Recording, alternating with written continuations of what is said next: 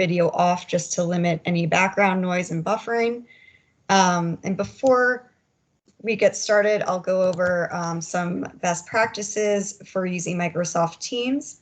As I mentioned, here's the video on and off button on your top toolbar and your mute and unmute button on the top toolbar. We also have the chat feature, which folks can see on the side or up at the top there, and it will open up on your side. Please include your name, affiliation, and where you're calling in from, just so we can have that as a record of who all attended today. And the webinar is being recorded in case you would like to view later. So again, today's webinar is Road Salt Management Strategies, hosted by EPA Region 3 in Philadelphia, Pennsylvania. This is the third webinar of a three-part series that we've hosted on source water hot topics since we've been working remotely during COVID. The first was on harmful algal blooms, and the second was on COVID impacts to water systems of unoccupied buildings like schools, for instance. And this webinar is in addition to our virtual Source Water Protection Leadership Forum that we are hosting on April 14th and 15th. And if you're interested in attending that forum, I will include the calendar invite in the chat in a few minutes. And so for today's webinar, we have two guest speakers. We have Dan Kelting with the Adirondack Watershed Institute, who just waved there at Paul Smith College. And we have Scott Simmons with the Maryland Department of Transportation State Highway Administration. Whoa, that's a mouthful. And the webinar will showcase two case studies about successful strategies to reduce the use of road salts, one in the Adirondacks and one in the state of Maryland. So both presenters will provide an overview of the localized problem and solutions with key takeaways for those interested in developing a similar strategy. Each presenter will have roughly 20 minutes of presentation followed by 10 minutes of Q&A. So I highly encourage you to type your questions into the chat as they come to you so you don't forget. And my colleague Renee Bryant will be moderating the chat. When it's time for questions, you can either use the raise hand feature, which is also on your top toolbar, and verbally ask your question, or we can read your question for you if you typed it in the chat. And so I will introduce the speakers before their respective presentation. First up, we have Daniel Kelting, who is the Executive Director of the Adirondack Watershed Institute at Paul Smith College. Dan studies the impacts of road salts on the environment and serves on a regional task force developing strategies to reduce road salt use. And Dan's presentation will feature a case study in the Adirondacks where a partnership was developed to research impacts of road salts on freshwater ecosystems and drinking water sources, as well as explaining a little bit of the strategies that they developed to reduce road salt usage. So now I'll turn it over to Dan to share a screen, which I see you've already done, and get started with your presentation. Go ahead, Dan. Dan, you're still on mute. Sorry, again. I tried for a smooth start there, but we can hear you now, but I can't see your screen. Let me put it back. Oh, where'd it go? All right, second. Sorry. No worries. And it's part of my allotted time. All right. Share screen. How's that? We can see it now. Perfect. Great, thanks. Well, thank you for that introduction, Virginia, and really thank the EPA Region 3 for having this series, and I really appreciate this opportunity to share our work that we've been doing up here in the Adirondacks with our friends to the south. It's nice that there's a lot of people on this call this morning, and I also look forward to hearing from my colleague Scott from Maryland and the work that they're doing. So I'm going to be talking about road salt reduction initiatives in the Adirondack Park. And before I do that, so this image that you see on my screen, actually, if you look closely, you might even see my window screens. I took this picture last night just before I left home for work. This is the picture going out this is my office window looking out onto what's called Lower St. Regis Lake. You can see it's covered with ice. so it's still iced over, as are most of the lakes in the Adirondack still, and we still have snow. So we are still in the period of winter road management in the Adirondacks, and we probably will be for at least a couple more weeks. And so in my presentation today, I want to first talk to you about a little bit about New York State's Adirondack Park, its key features. Then I want to spend a little time talking about the paved road network within the park and the salt management practices thereon. Then I want to talk about, you mentioned source waters. I want to talk about the connection between runoff from the paved road network and our source waters in the Adirondacks. Share some key results from research that we've been doing that really was the impetus for the initiatives that I will be sharing with you in regard to reducing the use of salt in the park. And I'll talk about some local initiatives, some regional initiatives, and brand new initiative at the state level that's being done. That was a law that was just passed by the governor, signed by the governor of the state of New York, and then I'll wrap it up with some, I guess, lessons learned or take-home messages. So first, a little bit about the park. So the Adirondack Park is a 6 million acre land area. It takes up most of what we call upstate New York, so the area of New York above Albany. The little red star you see on there, that's where I am located right now at Paul Smith, so the north central Adirondacks. The park is roughly a 50-50 mixture of public and private land. So the public lands are all under what's called forest preserve, highly protected lands that where the timber cannot be sold, cut. So it's very highly protected land, and the private lands are primarily in forest resource management, so those are managed forest timberlands. But other than that, it's pretty much a forested landscape. 97% of the park is forested. 3% is water, and almost 3% is water, and a very fraction of the rest is actual development. A lot of water. We have 11,000 lakes and ponds and over 30,000 miles of rivers and streams.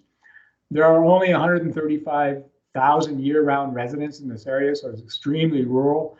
And most of these individuals will be concentrated into our few villages within the Adirondacks, with most of it being really just wilderness lands. We do have an upsurge in tourism. We do have winter tourism, summer tourism that probably quadruples its population at certain points of the year, but it is a lowly populated area in general. In terms of snow, we have quite a variability in the amount of annual snowfall that we do receive in our region.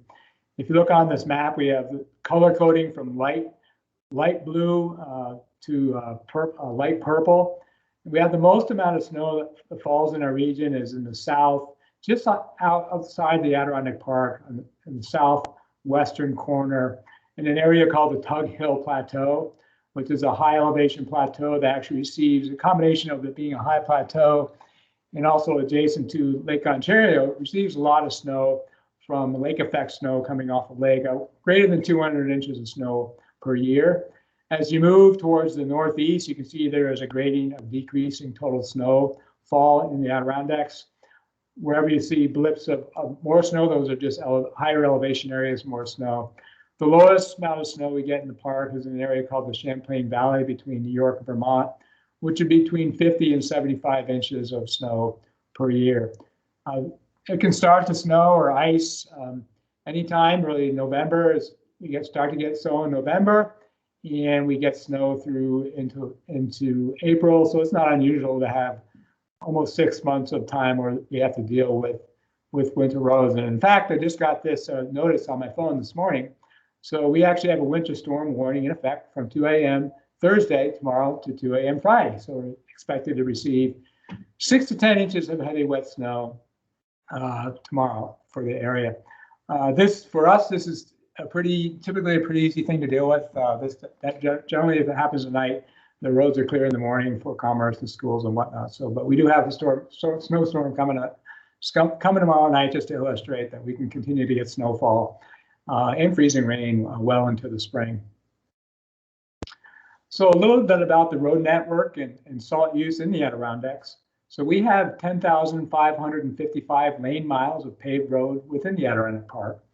And these roads are divided into 2 types of road. The red roads these are called state highways 2,830 lane miles of these roads. All of these roads are under the jurisdiction of the New York State Department of Transportation. These are the main arteries that connect the villages within the park and also connect the park to outside the Adirondacks. So the key with these roads, these are all state maintained roads, or either that or they're maintained using state protocols. The remainder of the paved roads in the park, the black lines, 7,725 lane miles of local roads. All of these roads are under the jurisdiction of local municipalities, towns, counties, villages. From a winter road management perspective, we have 105 different municipalities within the Adirondacks, so there's all kinds of combinations of ways these roads may be managed versus the state roads that are all under the jurisdiction of one particular entity. On the annual basis, the state road network receives about 108,000 tons of road salt per year, and the local road network receives just under 85,000 tons of salt per year. If you take the total tonnage and divide it by the lane miles of road, we get the actual rate on a yearly basis. So doing that, the state road network receives 38 tons of salt per lane mile, and the local road network receives 11 tons of salt per lane mile. So you can see that the state road network on a lane mile, tons per lane mile basis, receives about 3 times more salt per lane mile than the local road network. The reason for this is how it really has to do with the level of services that these roads are maintained at. The state roads, as I mentioned, they are the arteries, the primary arteries that people drive on through the region. These are our higher speed, higher traffic roads. They require a higher level of service to be trafficable and safe and usable after events. In the state of New York, to meet this their requirement, uses very high levels of road salt application to clear these roads. Actually, the state's rates are one of the highest, or I believe they are the highest, rock salt road salt application rates in the U.S. and actually in North America. Local roads, I mentioned they're under the jurisdiction of 105 different municipalities. These roads, their speed limits range anywhere from 10 miles an hour up to 55 miles per hour. They are maintained all different ways. Some are just plowed. Some are plowed and sanded with different amounts of salt. Some are plowed and salted with small amounts of salt. Some actually follow the state's protocols. There's a whole variety of ways in which these roads are treated. Thus, the average salt application rates on these roads is much smaller than the state. This difference in how these two different types of roads are managed is key when I am going to show you some results of one study that we've done regionally on road salt and salinization of surface water. So this difference in application type is fundamental in terms of what we're seeing in terms of salinization across the region. If we consider in our region that widespread use of road salting began about 40 years ago in the Adirondacks, if we total up these rates, about 7.7 million tons of sodium chloride have been applied to the road network in the Adirondacks since 1980. 1980 was when we had our second Winter Olympics in Lake Placid. This is a big number. Just to have a little fun with it and put it in perspective, this amount of salt would fill 68,750 rail cars. And if you were to attach those cars together, it would form a train that goes from Paul Smith College all the way down to Blacksburg, Virginia. I picked Blacksburg, Virginia because I actually went to graduate school at Virginia Tech. So that's a very long train full of salt. So as you can see just visually how much material we're talking about that's been put on this road network over the past 4 years. So it's a lot of material. And of course, the material is no longer on the road network. It's run off the roads. It's gone into the soils, the groundwater, and the surface water. There is a very close association between road salting and surface water. I published a paper with my colleague Sean Regalado back in 2015, just using GIS to route runoff downhill. So what you're seeing on this map, all the red lines and polygons, these are lakes and streams that actually receive runoff from the paved road network in the Adirondacks. So we have 6,000 miles of streams, which is 52% of the total length, and 195,200 acres of lakes, which is 77% of the total lake area, or 820 water bodies. So this connection shows us that there's really a potential for regional salinization of our surface waters from road salting, given the given the close connection hydrologically between road surface runoff and the stream network. So I want to just show you one result from our work related to road salting and impacts to our waters.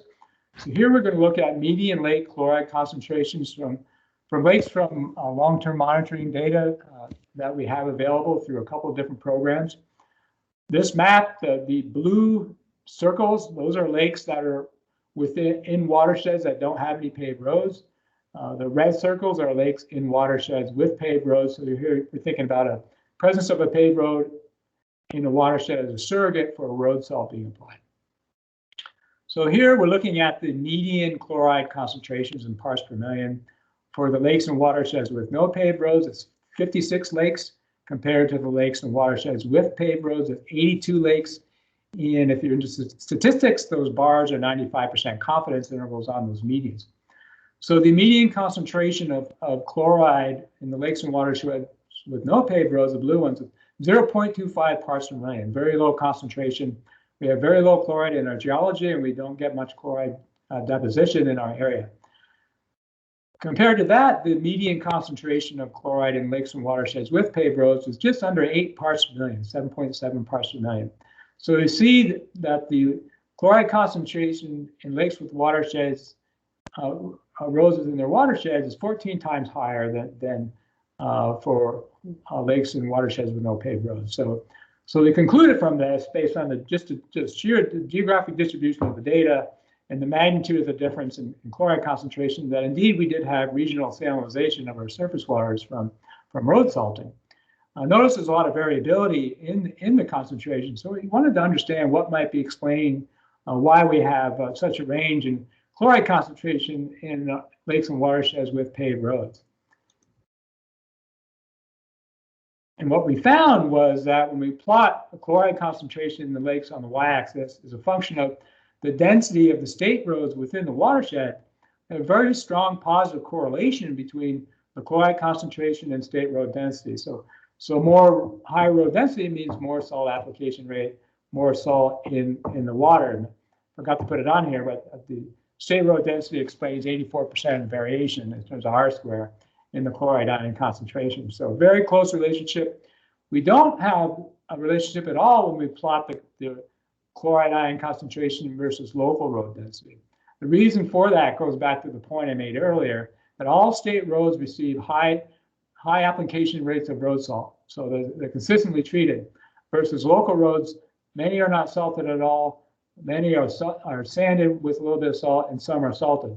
So the upshot is, it's the state roads at the regional scale that are contributing largely to the salinization that we're seeing in terms of chloride concentrations in their waters with respect to road salt.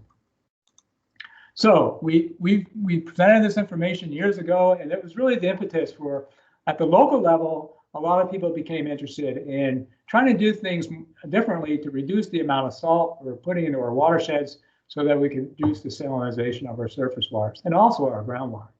So at the local level, we don't have a lot going on. This is very much a grassroots level. There are only 2 locations right now in the park that are really practicing what we call smart salting, Lake Placid and Lake George.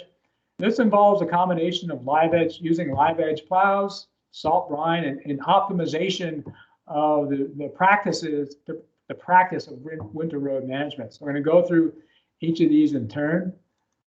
So under ideal situations, when the road is being plowed, you have your plow blade, it's flat on the bottom.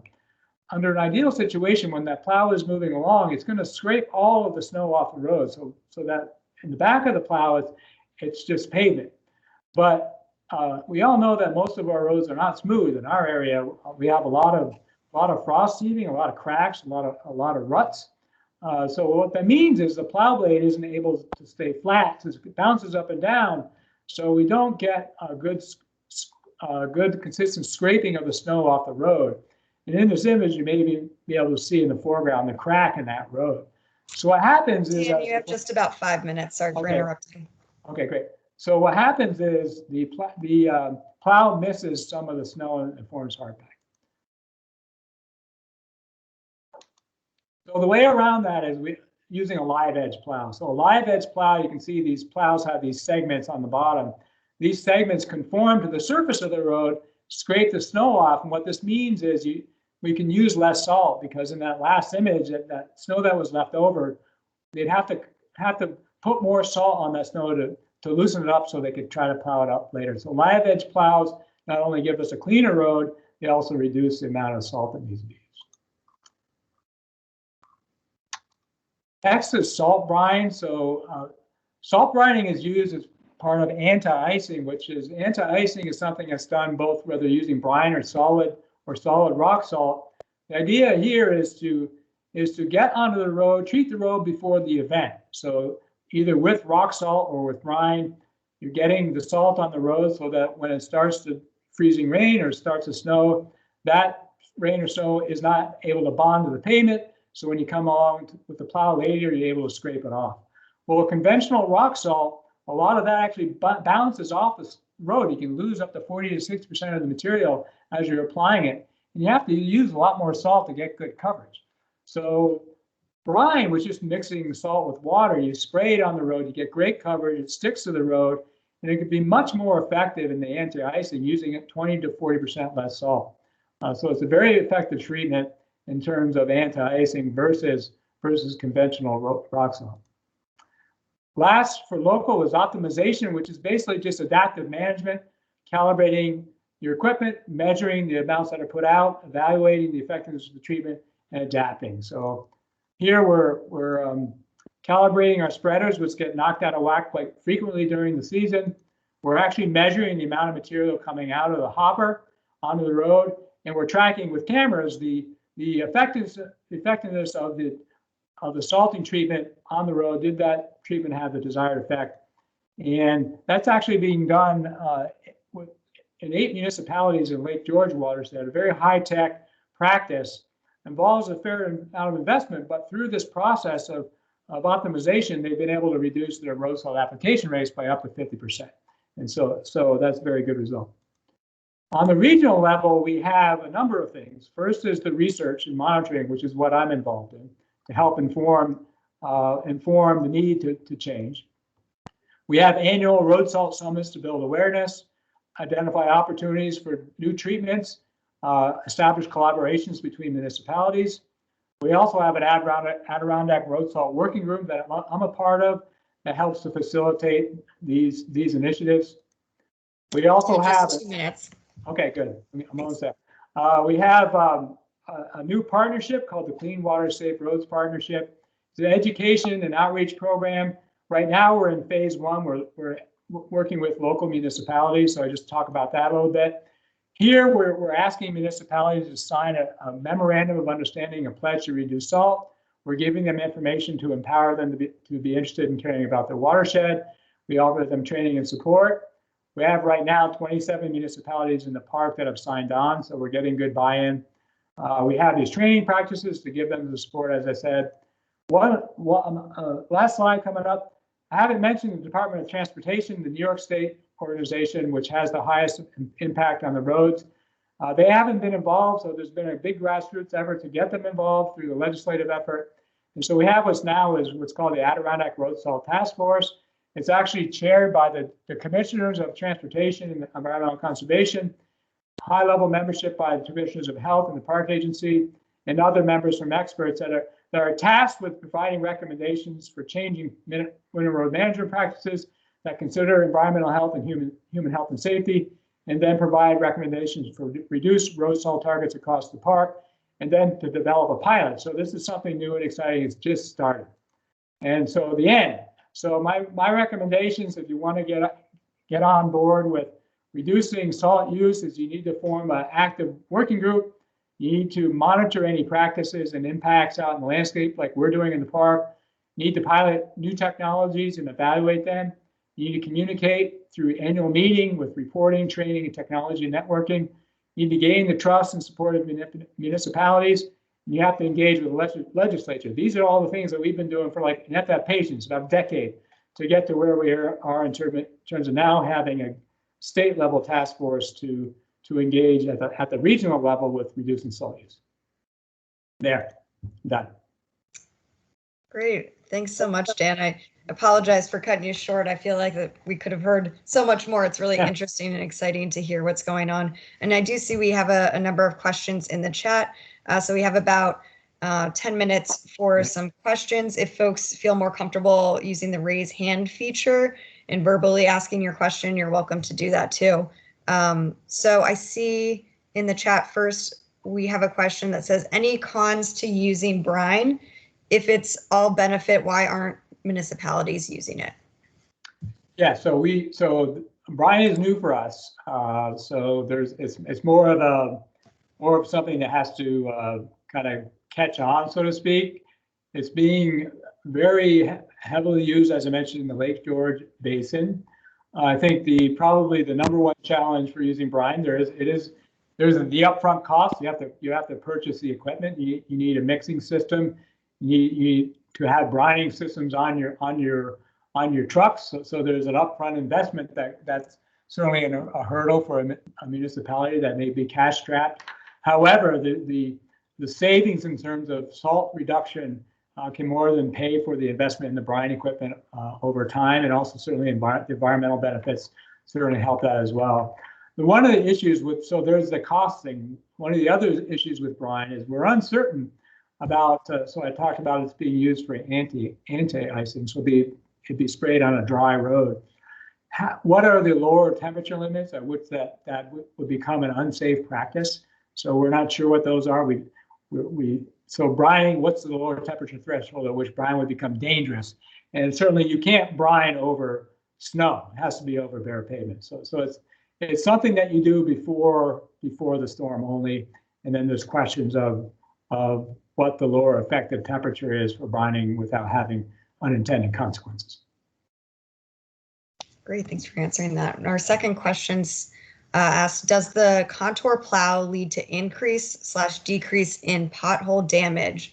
And in parentheses, hold on, I have to scroll back up, offering additional monetary incentive to municipalities. And let me know if you want me to reread that. Yeah. So the first part, does the plow maybe cause more damage?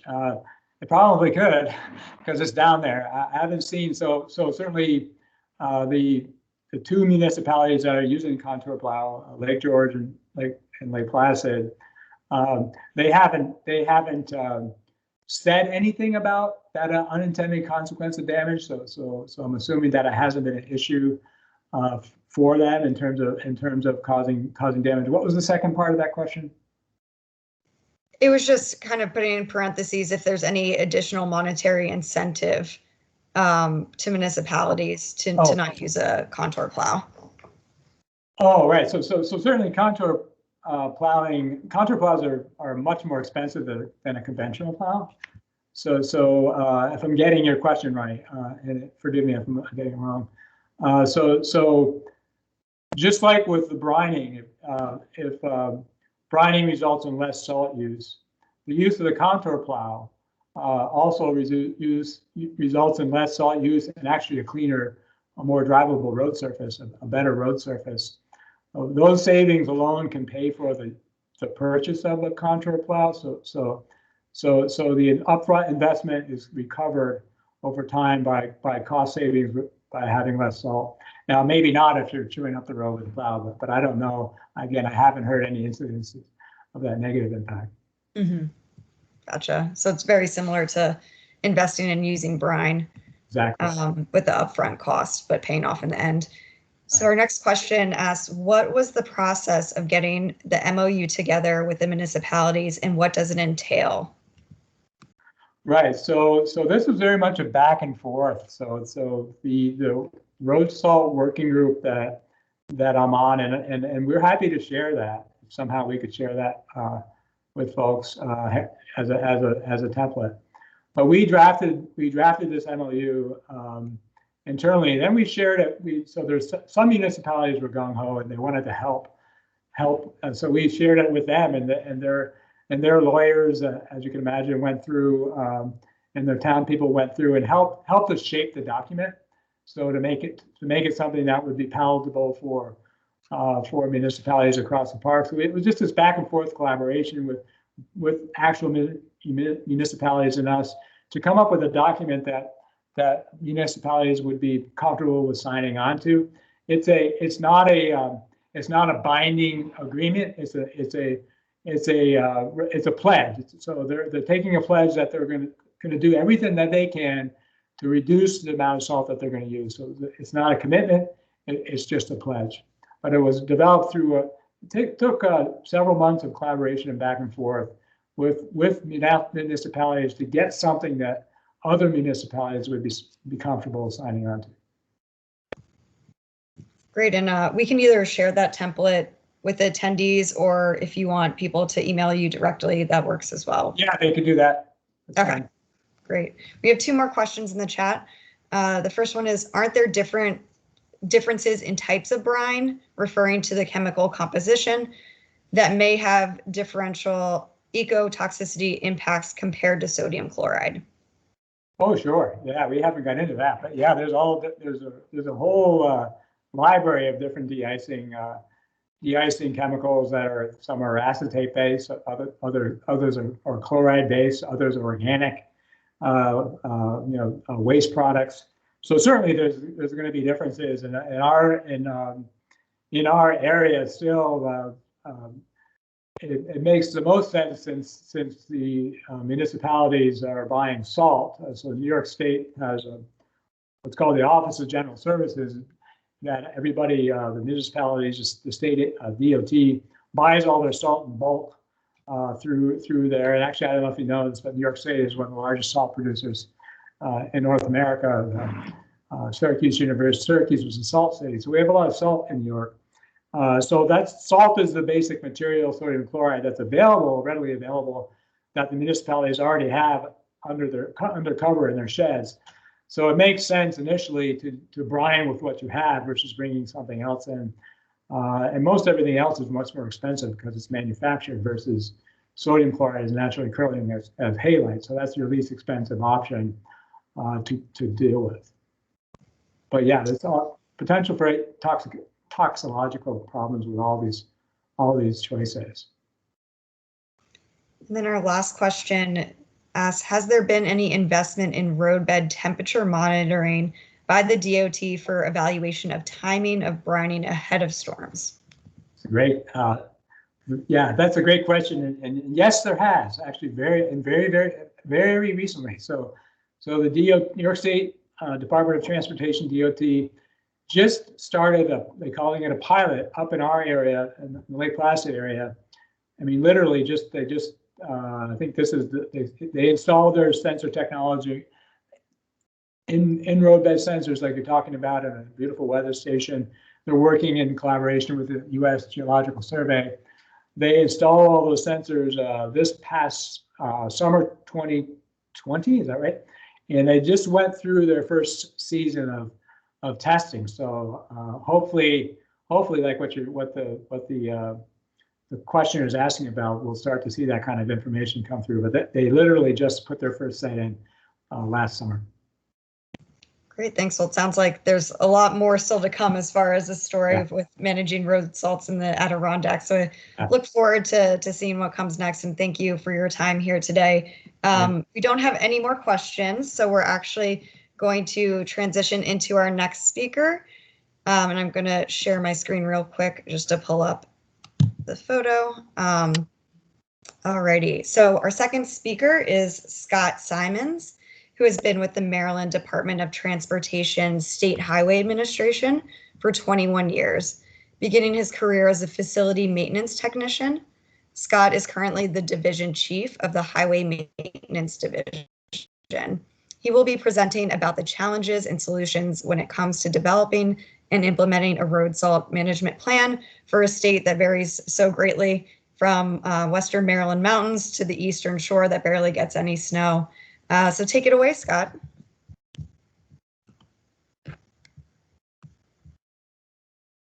Oh, you're still on mute, Scott. Scott, you're still on mute. Okay, real quick. My camera is over here and my two screens on my desk are over here, which I'm going to be presenting from. So I'm paying attention. I'm not working on an email. So I promise while I'm doing this. So just kind of bear with me. All right. All right. I'm going to share my screen and make sure I get the right one. And let's see. Perfect. We can see it. Did it come up? Okay, cool. Yeah. Okay. So like we were talking about, Maryland is kind of a unique state where in Western Maryland, we can have elevations of 3,000 to 4,000 feet. And then we've got the Chesapeake Bay, which runs up through the middle, and then the lower Eastern Shore where, we've got beaches and hotels and vacation resorts, and the dynamic geography that we have presents a lot of unique challenges where some of our state might be getting, like Western Maryland can get upwards of 200 inches of snow.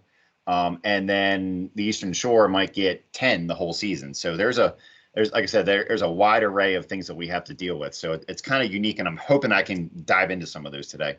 So, okay. So today's agenda, we're going to do just a quick winter season overview, discuss our salt management plan, talk about some salt usage data and trends. And I'm going to go into a couple of slides that I might have to take an extra minute or two to explain, because they're going to lead into my my explanation of how we got to where we are today. So we're going to talk about some goals, some historical data trends, a shop by shop, meaning facility usage comparison, our accumulated savings, and some level of service.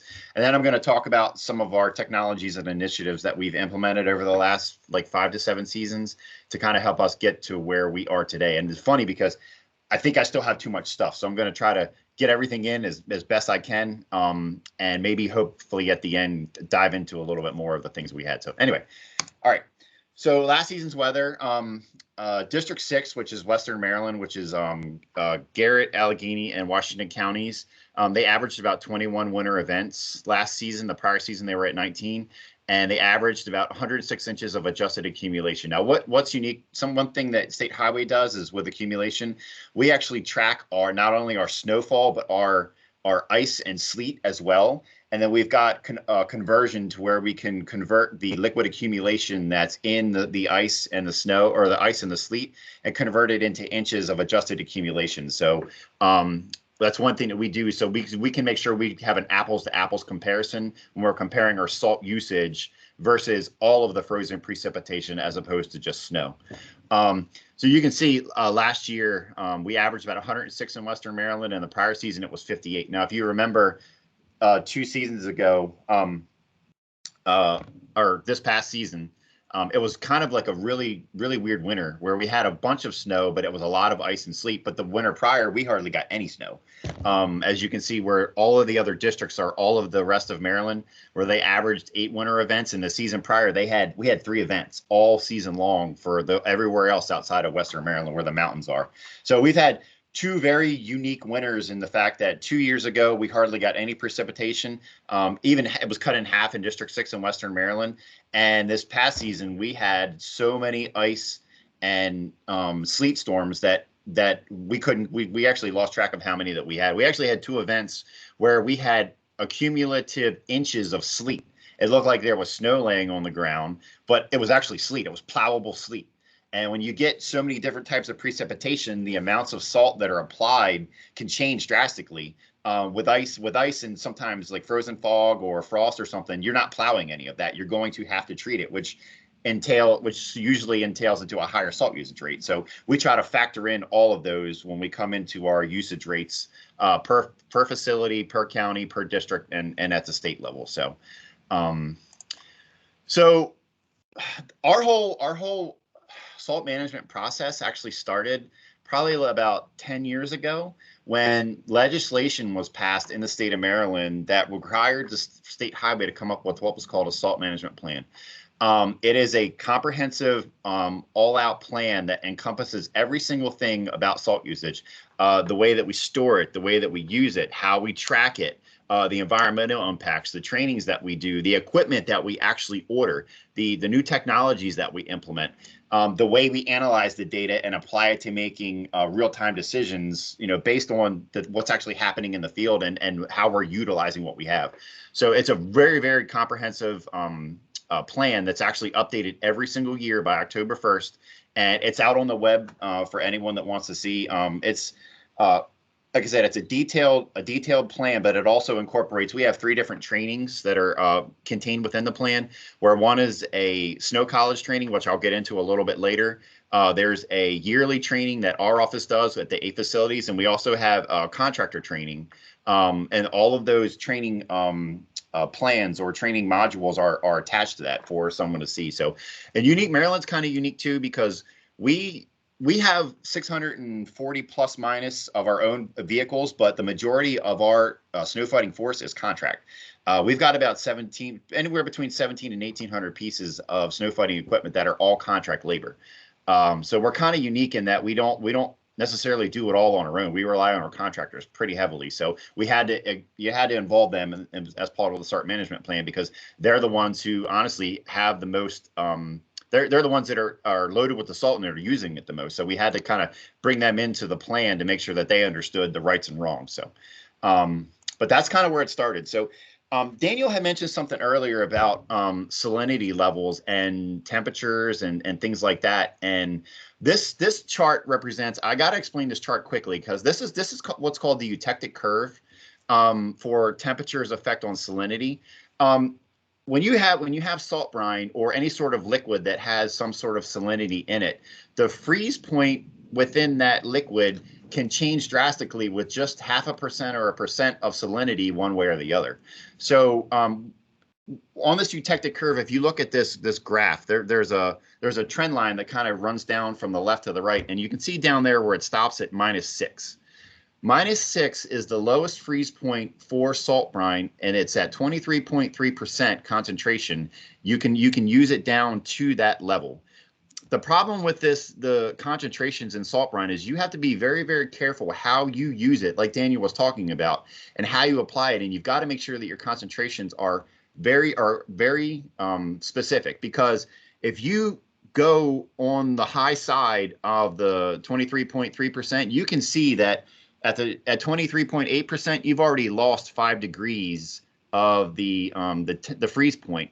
Adding another 0.5% up to 24.28, basically 24.3, you're all the way back at 5 degrees. But if you look on the low side, you can see I would have to go from 23.3 all the way to 19% before I got to that same 5 degree freeze point. So when we're making our brine, we are very specific in making sure that 23.3% is adhered to, because anything more in that very, very, very small window can cause a road to freeze over if you're not careful. So this is why this 23.3%, we drive it into our facility, the operators' heads, because it can be very dangerous if you don't understand what you're doing when it comes to this eutectic curve. So I just want to, and this is part of my discussion today, so I kind of want to just put this at the forefront and kind of explain how this works. So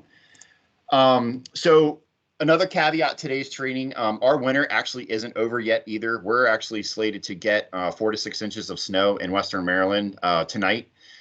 So the data that I'm going to show you today doesn't include this past winter season's data, because we haven't made it public, and B, we're still using salt as we speak at a statewide level. So those numbers haven't been finalized yet. So the data I'm going to show you today is from last season and then the prior 6 seasons. Okay. So what this 400 represents is, this was our goal going into last year's winter. And this is a salt usage rate that we apply statewide. Now, Maryland is a little different from what I found.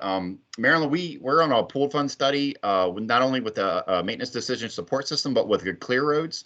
And I've asked a few times about how states are tracking their salt and how they're managing it, and how are they measuring their successes. And every state's pretty much the same, where you're taking lane miles versus the tons of salt used. But what we do is we break it down to pounds per lane mile, but we've added another, I call it another factor into that. We actually will take the pounds of salt used on the lane miles maintained divided by the inches of snow. And that goes back to that adjusted accumulation. I'm sorry, inches of frozen precipitation. So we have something to multiply it by. We're not just saying that, okay, we're using 400 pounds of salt per lane mile and then just driving up the road every time and putting down 400 pounds on every pass. We've added in that inches of adjusted accumulation or frozen precipitation to make sure that we're applying that same 400 and treating, we're measuring what we're actually treating as opposed to just measuring the lane mile that we're treating. So we've added in that caveat of that inches of frozen precipitation. So our goal last year was 400. FHWA recommends that their guidelines for salt applications are depending on ADT and depending on, level of service and depending on, priority of a road, whether it be an interstate, like Daniel was saying, a local road, is between 1 to 300 pounds per lane mile. And now, of course, they don't use the per inch like we do, but per lane mile, it's 1 to 300 pounds of salt per lane mile. So we set a goal last year of 400, and this next graph shows as far back as 2013, 2014, and the successes that we've had when we actually created a training program and it started going out to the facilities and actually just bringing home or telling people the why we need to change the way we were doing.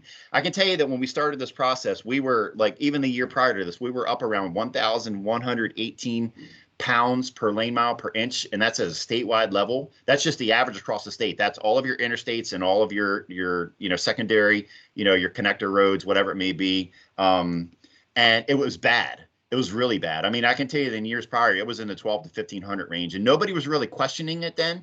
But then we realized that we had a problem. We had an insatiable thirst, and we were just throwing everything we had at it because we could, and nobody was asking any questions. Well, I can tell you that times have changed and environmental impacts have gone to the forefront. And then we decided that, we really need to take hold of what we're doing.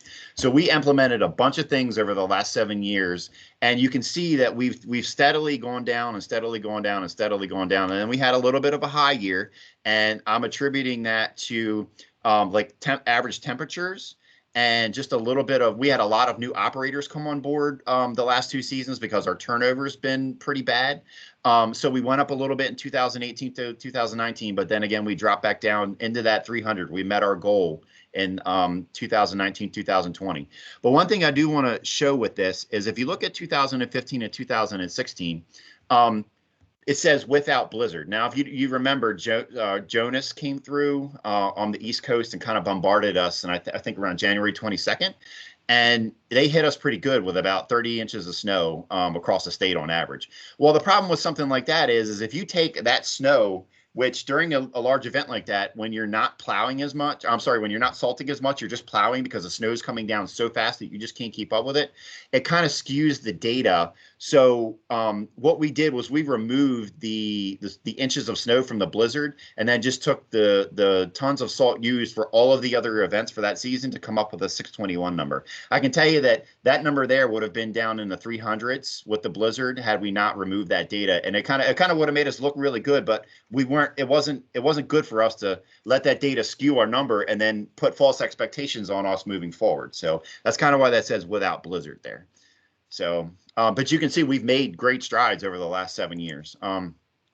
This is a slide that I just wanted to you don't have to read into every one of these, but one thing I did want to point out is if you look here, this is our salt usage rates, our pounds per lane mile per inch in 2018 and 2019. And you can see most of our facilities actually came down. The orange bars are high, the red bars are low, except for these couple on the end here. Now, what you see here is these are our highest users for the 2019-2020 season. And one thing I do want to point out is it's very, very hard to manage not only the expectations of the public, but also the weather in regards to colder temperatures requiring more salt. I'm pretty sure most of you know, but salt starts to lose its effectiveness at about 20 degrees. And then as the temperature declines past that, it sharply degrades. So every couple of degrees, you've got to use twice as much to get the same desired effect that you would from 20 degrees up to 32. So these 4 shops on the end, the Kaiser's Ridge is the farthest Western Maryland shop that we have that gets the most snow. But this Gaithersburg, Glen Burnie, and Upper Marlboro, these are all around the DC, Baltimore metro area, and they receive a lot of political pressure. There's a lot of traffic. There's a lot of politicians calling. There's a lot of political pressure within our organization to make sure that those areas, like the commerce is moving, the anything that could be cast a bad light on like the gubernatorial body or whatever it may be. We have to make, sometimes it's really hard to manage not only the environment, but safety and the expectations in these areas. So while they did a good job, they were still our highest. And I kind of wanted to point that out and echo what Dan was saying earlier. The interstate highways received the most criticism when it comes to actually removing the snow. That's why it was really hard for us internally and externally to get everyone to buy into the reductions and make them see that we can actually do our job with less. So it was a fight. Hey, Scott, you have just about 5 minutes. Oh, that's all I got left? Oh my gosh. So I'm going to run through these real quick then. So this is accumulated savings that we've made over the last 7 years with the reductions that we've had. So you can see we've saved like almost $70 million, and I'm sure there's some that's going to go on top of that this year. Level of service numbers, even with reduced salt, you can see they've gone down. We measure our level of service with the hours to bare pavement, where at the end of, once it stops snowing at the end of an event, we have 4 hours to get our roads clear from shoulder or edge line to edge line. And you can see even with reduced salt, our numbers have gone down drastically over the years. Our salt brine has gone up in the last couple of years. I'm going to get into that in a minute or two, but you can see the millions of gallons that we've used. 2 years ago, when we actually had a decent winter, we used 3.3 million gallons of brine. And even last winter, when we didn't have one, we still used over 1 million. All right. So here's some of our initiatives. These are some automated brine makers that we bought. 10 of the 14 are completely operational. It has quadrupled our brine making capabilities when you have a proper water source and using solar salt. They've got an auger clean out. They can fill trucks 3 at one time. They can be controlled from anywhere with a cell, where there's a cell signal with a tablet. These are just some of the installations and some of the pictures of them in use. I'm trying to get through this quickly. Anyway, these are pictures where showing it does work. Here's a county road on the left where there was no anti-icing taking place. This is a road that had no granular salt on it as the snow is falling in. You can see where it's working. It's no comparison. Salt brine, when it's used the right way, if you understand it, it does work. And okay, so another thing that we did was we've done what's called a direct liquid application expansion, which is actually a snow route that has no granular salt on it, where we have a truck that has a tanker and spray nozzles on it, and we load it with the 23.3% brine, and they actually will go out on a snow route while it's snowing and put the brine down. The good thing about it is the brine penetrates the snow, gets to the pavement. It starts working based on the crown of the road, and it works just like salt. The good thing is it's instantaneous. There's no bounce and scatter. It gets on the road, and it's been one of the big contributors to us cutting back on our salt usage. We've got our own slide-in 2,600 gallon tanks. Multiple vendors each year are showing interest, and we've got about 1.7 million gallons of storage across the state. Another thing that we did, talking about the plow blades, we actually converted over to a rubber ceramic hybrid plow blade, which, like Daniel was saying, it's rigid enough with the ceramic in it to stay on the road, but it's flexible enough with the rubber that it contours to the road. And like you said earlier, the less salting the more you can remove during plowing operations, the less salt you got to use. The other thing too is it prolongs the life of line striping and pavement markings, where like a steel blade is constantly scraping off. Another thing that we have is mobile advanced RWIS, or they're called MARWIS. They're mobile advanced weather information sensors. These actually, they are on the trucks. They are on the road during the storm. They are giving us friction values. They're giving us temperature values. They're giving us salinity values. They're giving us all of these things that we can use to actually make real-time data-driven decisions about when to apply the chemicals and how much to put down. I know I'm rushing. I know I'm probably up on my time. So external partnering. So we've been requested, like I said, our salt management plan, the counties and municipalities, we've gone to and presented within 10 counties and municipalities across Maryland in the last 3 years. And we actually helped 2 counties write their own salt management plans. That's a big deal because we also had site visits with Maryland Department of the Environment, and we had in-house meetings with them. We partnered at a watershed monitoring pilot at 2 of our larger reservoirs. And the funny thing is MDE took all of our best management practices and incorporated those into the new MS4 permits, which are now requiring all the counties that have the permits to not only track the salt, but also track it, see where it goes, report on it, and come up with ways to better implement the best practices within their own counties.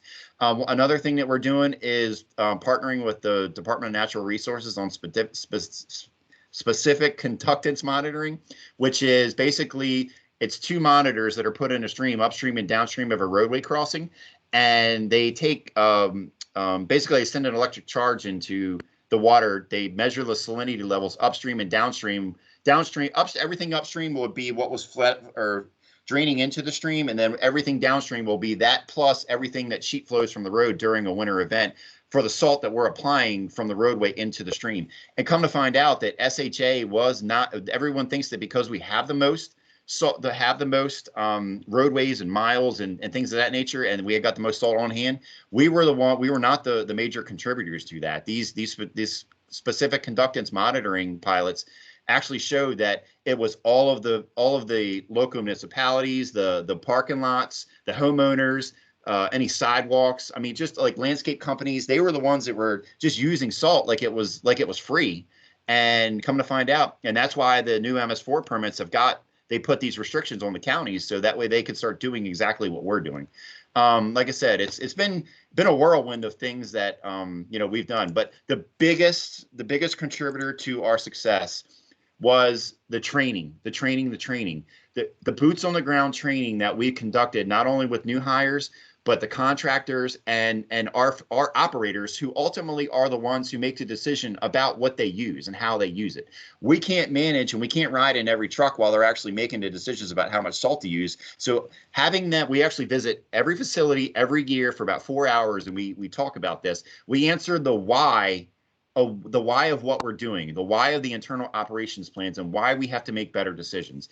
That's been the single biggest contributor, because like I said, you can't be everywhere all of the time. But if you can show someone the why and the impacts that it can have on not only them, but their job and their home, and like with well contamination and maybe possibly elderly grandparents who might not necessarily be able to drink certain water with salinity levels higher than the EPA regulations and things of that nature, they get it. That makes them want to do the right thing. And Snow College is another thing that we do. We train a bunch of our staff every year on it. It's a little more in depth than just the why of the salting. And I know I'm out of time, and I promise I'm almost done. And the other big thing is knowledge transfer is a must. We brought on 63 new operators just prior to this winter season, and I can tell you what, they could trial by fire because they got thrown into it this year, working every 3 to 4 days. But we're not the ones out there with them every day. It took the seasoned veterans to make sure that they're giving the information and the how-tos and the whatnots to those new employees to make sure that they make the right decision, because we only talk to them once a year. These employees and managers are the ones that are with them every day. So we tried to drill that home, and we always end on like some sort of like feel good thing. And the thing I ended with was complacency is the enemy of continued success. And like I said, last year we did awesome. We did an awesome job. But to think you're at the top and you're going to stay there and just not have to do anything, again, you're wrong. And that statement right there is kind of where we ended our training this year, and kind of like our SHA winter motto going into the season. So I know I went over my time, and I have so much more that I wanted to talk about, but I'm sorry. No, thank you, Scott. That was great. I mean, it just shows how much has been done at the state level. And it's really interesting. You're talking about the monitoring that was going on, and noticing that most of the impacts were actually more at the local level. So we have just a few minutes for questions that I want to make sure we get to. There's 2 in the chat so far. The first one asks, where is the best place to find information about salt application amounts and types? Is it best to contact the local municipalities? And I'm guessing, based on your information with the MS4s and salt being incorporated into it, it's probably at the county level. Is that correct? Yeah. So every county has the option to come up with their own limits based on their customer needs and based on their political pressures and their road types. I mean, they've got different road types than we have. I mean, we have some smaller roads that we maintain, but the majority of our roads, are multi-lane highways, and we've got some two-lane two-way roads that we maintain, but we don't limit our application to the specific type of road at this point, because we don't want to put stipulations on our driver if they have a situation where they've got a bridge that's frozen over and we've got an accident and we've got to just put everything we can at it to get the road open. our big thing is because I mean, we could take our vehicles and basically limit the amount of salt that with the controls that are in them, we can limit the amount of salt that they put down at any given time, just with a couple of turns on a hydraulic line. So we try not to do that, but we try to give them a goal to try to work within that goal, but give them the freedom and give them a little bit of responsibility. I hate to say it, but if you give someone a little bit of responsibility, a lot of times they'll take the process a little more serious, because then they know they're not just being told what to do, they're just being asked to do it. So, but at a local level, yeah, if they've got a salt management plan, they probably incorporated those usage rates into their plans. Great, thanks. And the second question was actually about the webinar being recorded. So I commented that it is being recorded. And I see one last thing came in. Thanks for sharing, Scott. Maryland is looking to continue training for those local and private contractors that Scott said are now the biggest polluters. Is that something that EPA would be able to provide funding for, or who at EPA can we reach out to? And Nicole, I see this. We can actually touch base offline, and I can try and get you in touch with the right person here at EPA to discuss that question more. Does that work? All right, and then the last question I see is, what's the rough ballpark cost of a live edge plow or rubber ceramic plow? Our rubber ceramic plows to outfit a 10 to 12 foot plow, it's about $1,400. And it's probably triple the cost of like a steel edge plow. But the thing is I can tell you this from a wear perspective, not only a performance perspective, but a wear perspective. If you get the right angle on the plow and eliminate the down pressure, if you calibrate it and set it right, they're lasting 3 times longer than the steel plows were too. But I will say this, there is one caveat, that those plows are great for everything except if you get hard pack and you've got a cut an edge or a windrow on a shoulder when you're cutting everything back. They're not great for that. So what our facilities are doing is, if they've gone to these plows, they'll outfit about 80 to 90% of their trucks with those, but they keep 10 to 15 to 20% of the plows with a steel edge, just for that reason, to be able to go and cut back if they've got hard pack or they've got any sort of windrow to push off. So we think that for the life expectancy, the less salt we're using, the performance, and also just saving our pavement markings and line striping, it helps in the long run because it's not grinding away. So the little bit of extra upfront cost it outperforms itself, and we end up saving in the long run.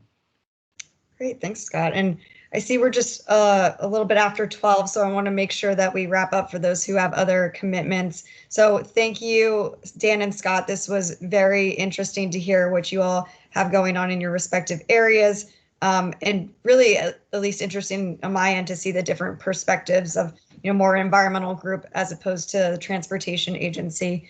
And so this webinar is being recorded if anyone wants to view afterwards. And Dan and Scott, if you're okay with it, is it cool if we put your emails in the chat for people to follow up with any questions? Yeah, absolutely. Fine with me. Awesome. And so thanks again, everyone, for participating today. Just wanted to make another quick plug for our Source Water Protection Leadership Forum that is happening on April 14th and 15th virtually via Microsoft Teams here today, and I will add that into the chat. And just wanted to thank everyone again one final time. Have a good rest of your day. Thank you. Bye. Thanks. Bye. Bye.